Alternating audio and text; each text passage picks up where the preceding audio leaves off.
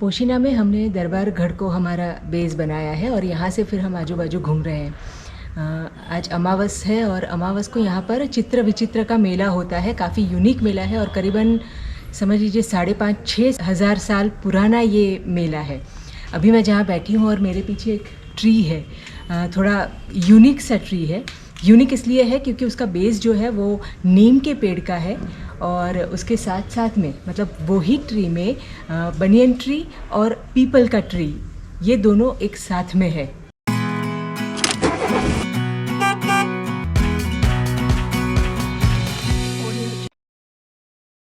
ये जो चित्र विचित्र का मेला है वो हर साल होली के बाद जो पहली अमावस आती है उस दिन गुणभाखरी गांव में होता है।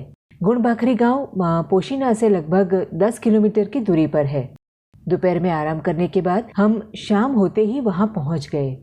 बस लोगों ने अपने स्टॉल्स लगाना चालू ही किया था। इस मेले की खासियत क्या है, अब आप ये सोचेंगे। तो इसमें 2 चीजें हैं।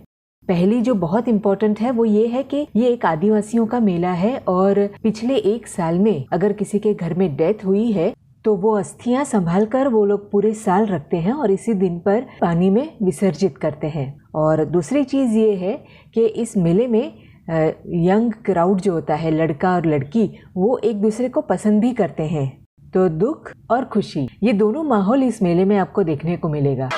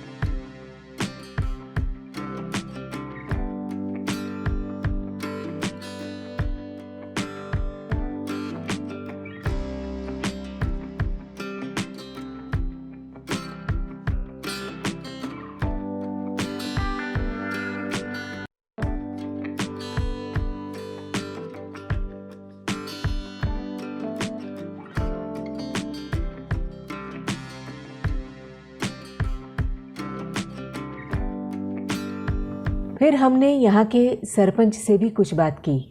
गमार गुलाबभाई पाबुभाई, सरपंच सेबलिया पोशीना ग्रुप ग्राम पंचायत।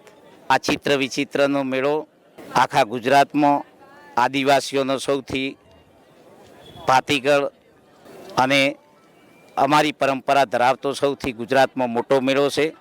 6000 साल पहले महाभारत के समय में राजा शांतनु की 2 पत्नियां थी, मत्स्यगंधा और गंगा।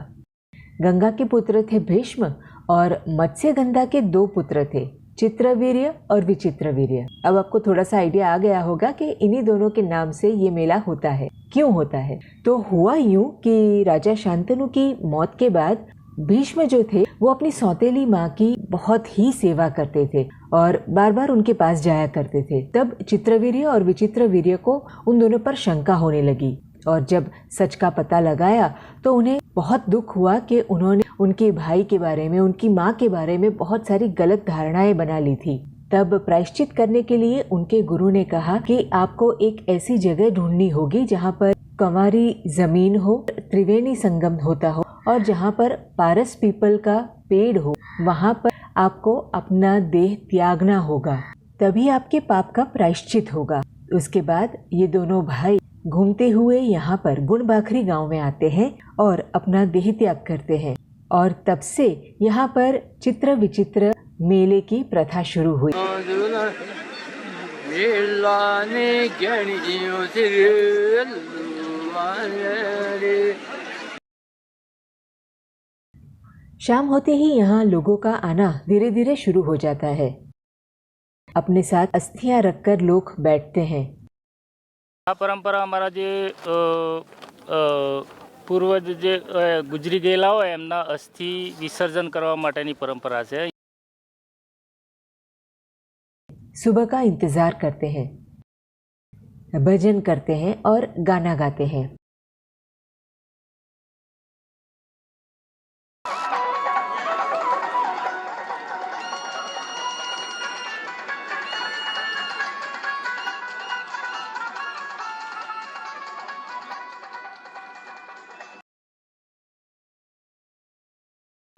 जैसे ही सूर्योदय होना शुरू होता है, सब लोग नदी की ओर जाना शुरू करते हैं अस्थियां लेकर। और कई लोग अपने स्वजन की याद में रोते हैं।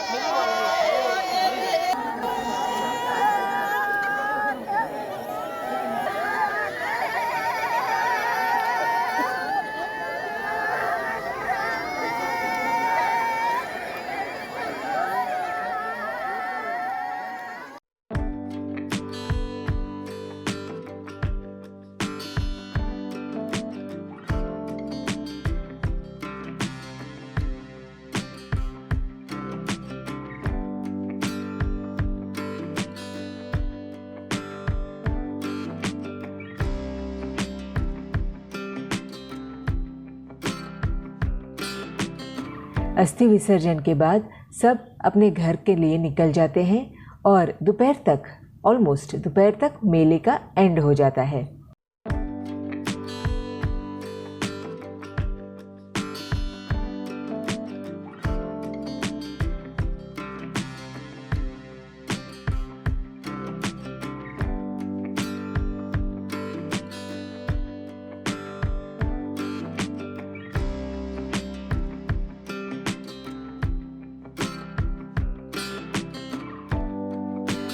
तो मेले से वापस जाते हुए हमने एक बड़ा सा शिवलिंग रोड साइड पे देखा।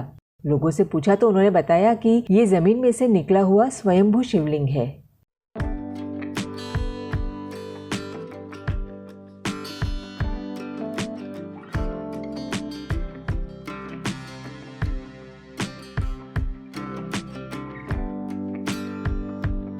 भारत का इतिहास हजारों साल पुराना है और हर पत्थर यहाँ पर एक कहानी बयां करता है। हर गांव कुछ न कुछ इतिहास बताता है और शायद इसीलिए भारत को करीब से जानने का कुछ अलग ही मज़ा है।